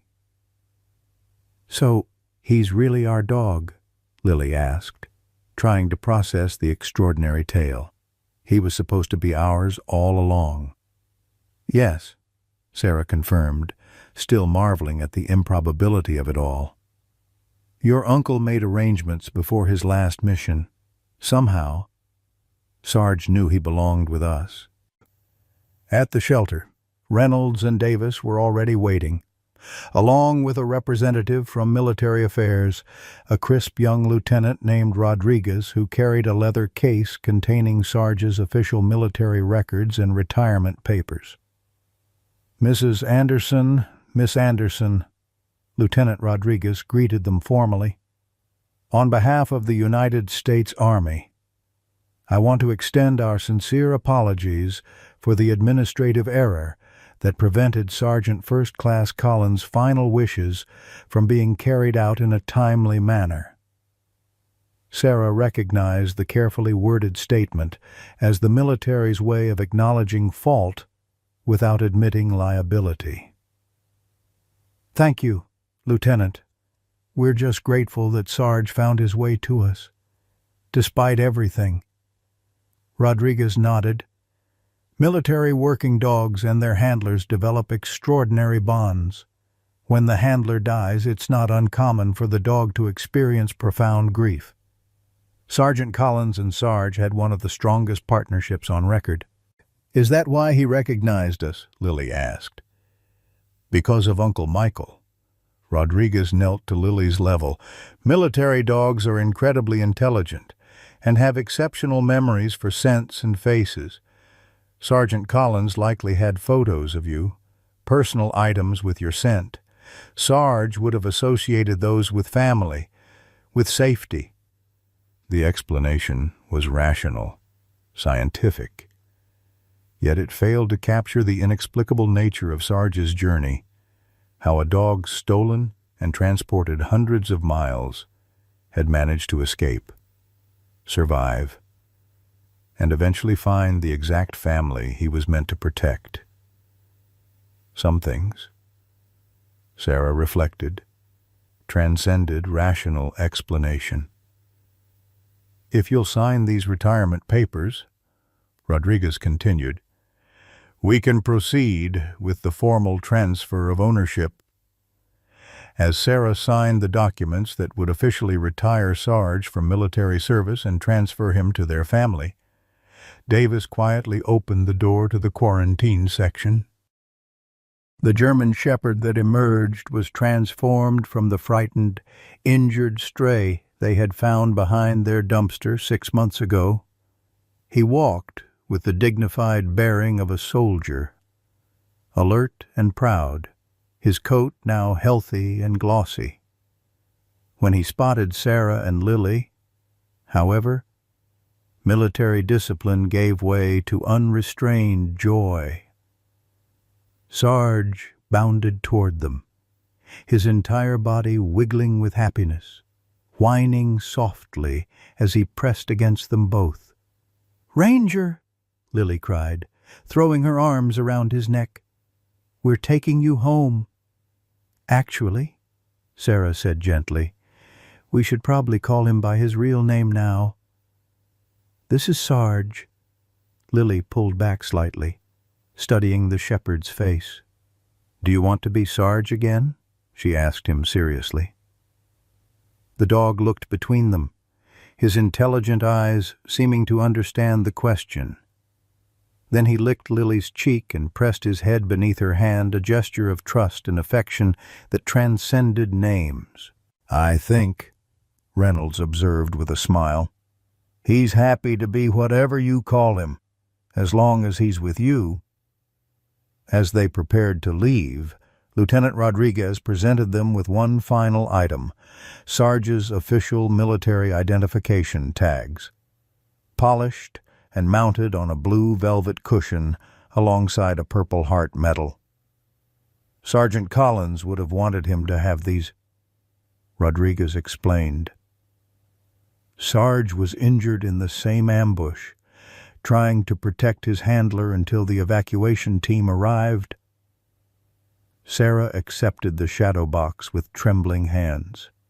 Another piece of her brother's legacy returned to them through his loyal partner. Whatever name they called him, Ranger or Sarge, the shepherd had finally completed his mission, finding his way home to the family he was meant to protect. As they walked together toward the shelter exit, Sarge positioned himself protectively between Lily and the door, a subtle reminder that while he might now be retired, his commitment to guarding his family remained unwavering. The shepherd who had traveled so far, overcome so much, had finally found where he belonged. 3 months later, Cedar Springs Park bloomed with the vibrant colors of early autumn, oak and maple trees displaying their fiery transformation against a clear Texas sky. The park's central pavilion, usually reserved for community picnics and family reunions, had been transformed for a more solemn but ultimately celebratory occasion. Red, white, and blue bunting draped the wooden rafters, and a simple podium stood at the center, flanked by the American flag and the Army service banner. Sarah Anderson smoothed the front of her navy dress, a garment reserved for special occasions, as she watched Lily adjusting Sarge's new collar, blue leather with polished tags that glinted in the October sunlight. The shepherd sat with perfect military posture beside the 8-year-old, his alert eyes constantly scanning the growing crowd, old habits of vigilance undiminished by civilian life. "You look very handsome," Lily assured him, scratching behind his ears in the spot that made his left hind leg twitch involuntarily. "Everyone's going to see what a hero you are." Sarge responded by leaning his substantial weight against her, a gesture of affection that nearly toppled the child. 3 months of proper nutrition and veterinary care had restored his physique to peak condition, his coat now gleaming with health, the old scars hidden beneath thick fur. Mayor Peterson approached, extending his hand to Sarah. "Mrs. Anderson, everything is ready whenever you are. Quite a turnout today." Indeed, it seemed half the town had gathered for the ceremony. The story of Sarge's journey from war zone to captivity to miraculous reunion had captured hearts far beyond Cedar Springs. Local news coverage had expanded to national interest, culminating in today's official recognition ceremony. "Thank you, Mayor," Sarah replied, still marveling at the community's transformation. The town that had once been divided over Ranger's fate now united in celebration of Sarge's heroism and loyalty.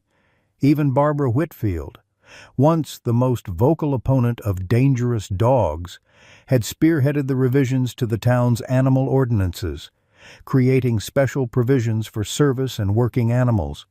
The changes extended beyond legislation. Sarah had reduced her nursing hours to standard shifts, prioritizing time with Lily and their new family member. The hospital, impressed by the positive publicity surrounding her story, had not only accommodated her schedule change, but promoted her to charge nurse with a modest but welcome salary increase. As Sarah scanned the gathering crowd, she spotted Officer Reynolds in his dress uniform, speaking with Lieutenant Rodriguez and several other military personnel who had traveled from bases across Texas to honor one of their own. Davis stood nearby in a pressed suit rather than his animal control uniform, looking uncharacteristically approachable as he chatted with the shelter volunteers who had helped care for Sarge during his brief impoundment.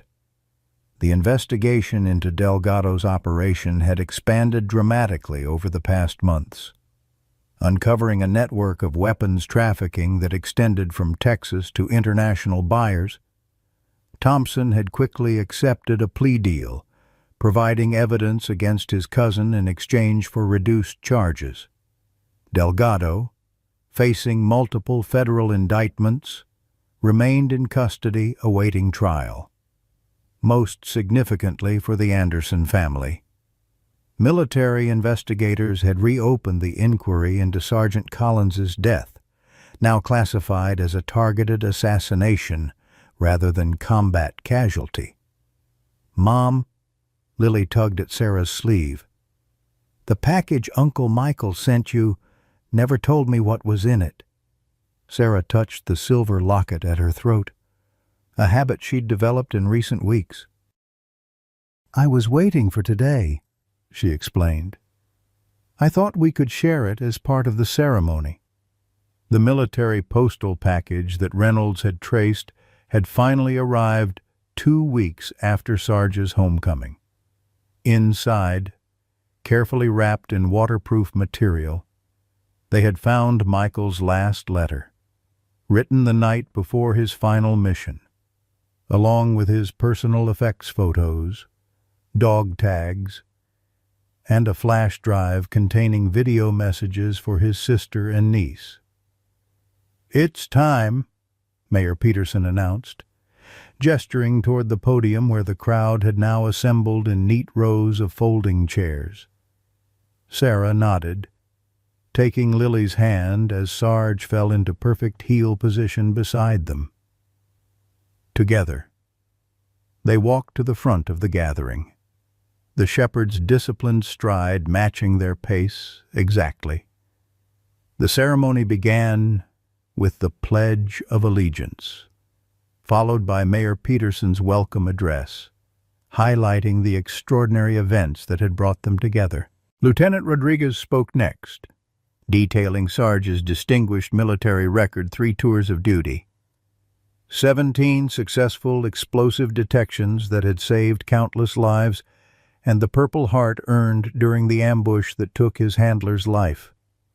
When it was Reynolds' turn to speak, he focused on the inexplicable journey that had brought Sarge to Cedar Springs. Some might call it coincidence that this dog found his way to the very family he was meant to protect. Others might call it a miracle. As a canine handler myself, I call it loyalty, the unbreakable bond between a dog who made a promise and the family of the man he served alongside. Davis, still uncomfortable with public speaking despite his recent visibility in the community, kept his remarks brief but heartfelt. Rules exist for good reasons, but this case taught me that compassion must guide their application. The new Cedar Springs Animal Ordinance, informally known as the Sarge Rule, now ensures that working dogs and service animals receive the recognition and consideration they deserve. Finally, it was Sarah's turn. Standing at the podium with Lily and Sarge beside her, she unfolded the letter she had carried close to her heart for weeks. Her brother's final words to his family. "My dear Sarah and Lily," she read, her voice steady despite the emotion tightening her throat.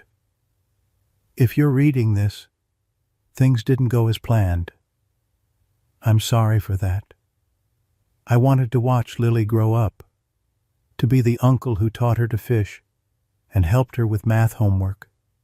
Life had other ideas." Sarah paused, gathering strength before continuing. "But I'm not leaving you entirely alone. By the time you receive this, Sarge should already be with you. He's more than just a dog.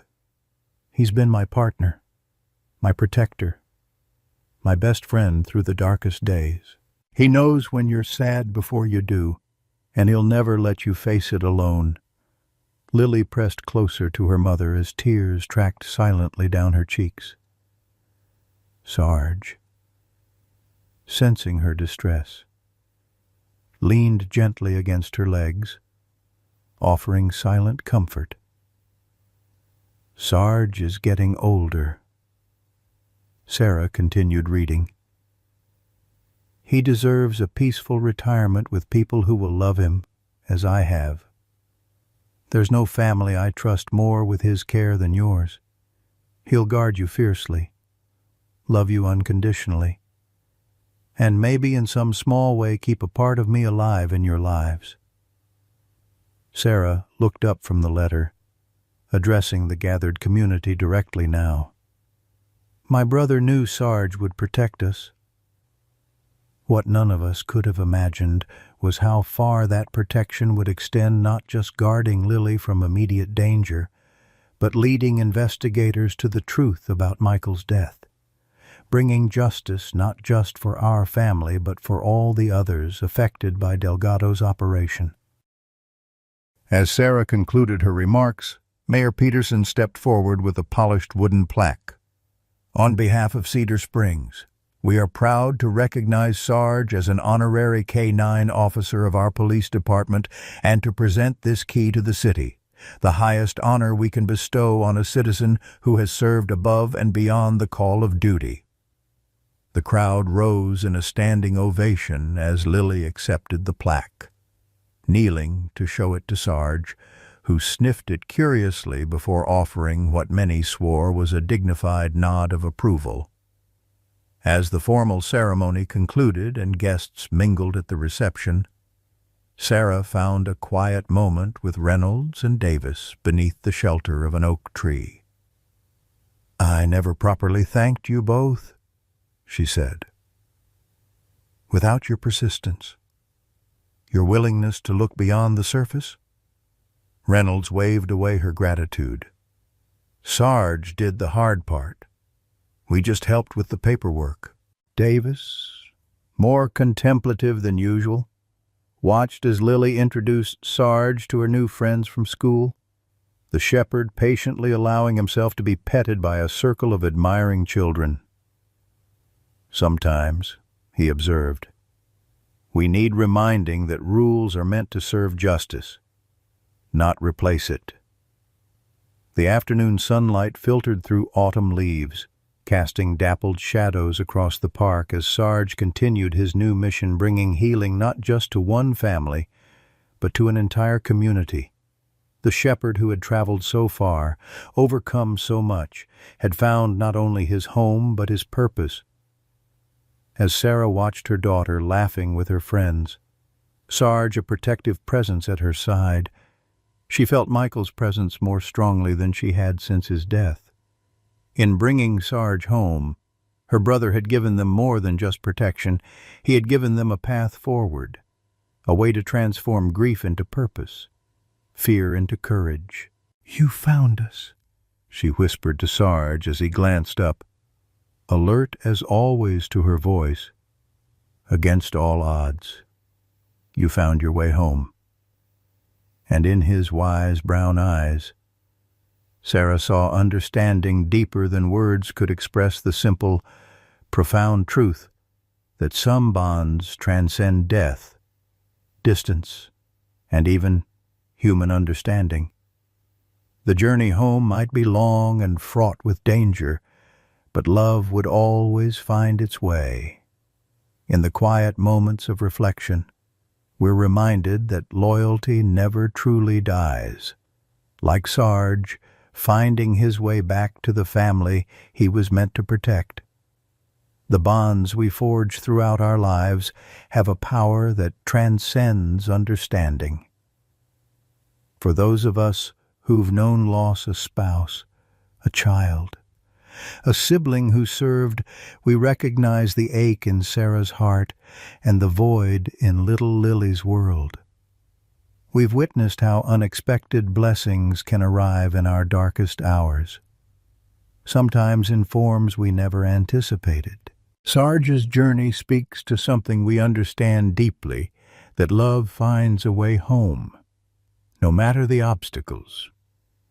In a world that often feels increasingly divided and chaotic, this German shepherd's unwavering dedication reminds us of values that never fade: sacrifice, loyalty, and the healing power of unconditional love. As we navigate our own autumn years,